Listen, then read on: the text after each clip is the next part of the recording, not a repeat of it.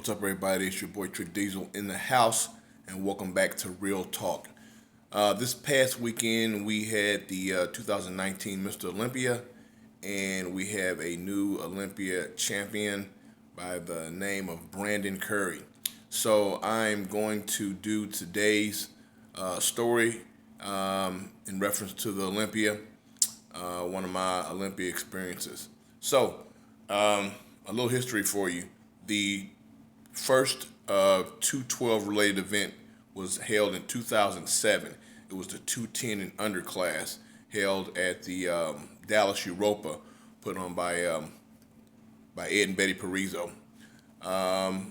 So they were kind of the brainchild of this division.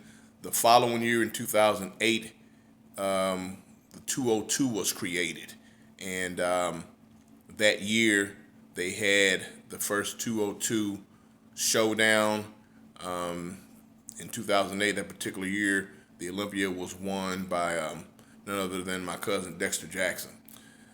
So the 202 at that time was held at the Expo, both the prejudging and the finals. And then the following year was the same. Now, there's a little bit of discrepancy. I can't remember if it was 2009 or 2010. Both Stan McCoy and Jose Raymond agree with me that it was 2010, which was the first year that the 202 actually got to compete. Their night show was held at the Orleans.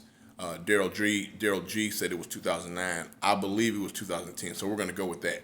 If anybody does their research and finds it different, just let me know.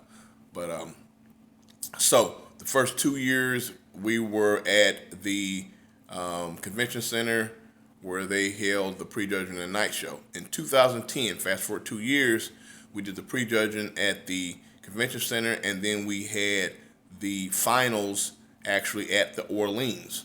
So that particular evening, we're getting ready to go to the Orleans. We're actually at the Orleans, and we're headed backstage to the pump-up area, and it happened to be myself, Stan McQuay, and Daryl G.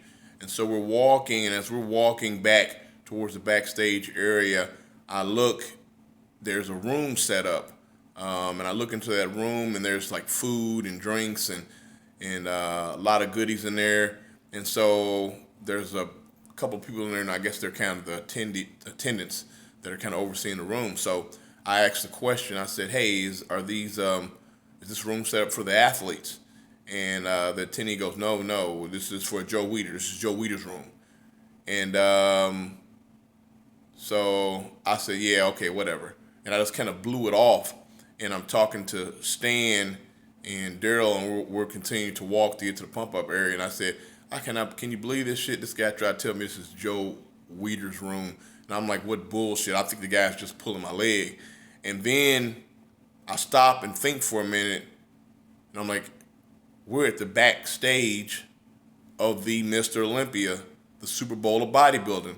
I'm like, hell yeah, that's Joe Weider's room. And I start getting really excited because it was a very different feeling for us being actually at the Orleans and as opposed to the convention center. And it never even crossed my mind that we would be this close to actually meeting Joe Weider.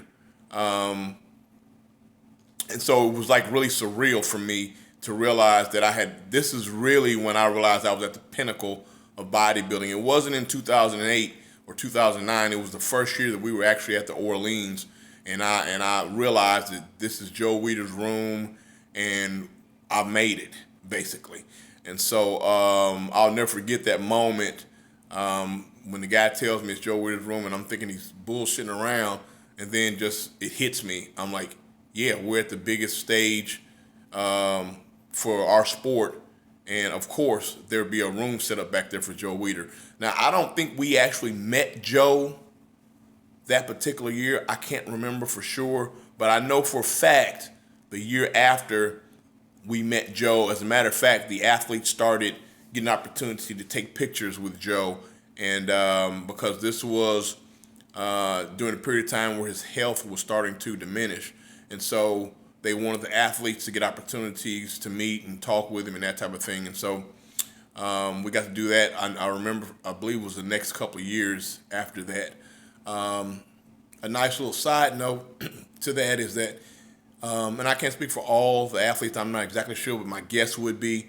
Ever since the first Olympia that I did, every year I get a Christmas card from the Weiders, which I thought, I think that's to this day is really spectacular.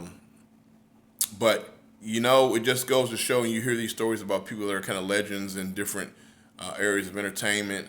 It's almost like myths. Like you see the Joe Weider magazines and the Joe Weider products and accessories, belts, and all these different things, and he's the father of bodybuilding, and you never think that I might meet this person. It's like they're a myth almost, and so for me to have the opportunity to be at the biggest event in our sport, with the fact that there's a room set up there for Joe Weider, and with the fact that I actually got to meet him at several points in my career after being able to make it to the Olympia, would definitely be periods of time in my career that were highlights.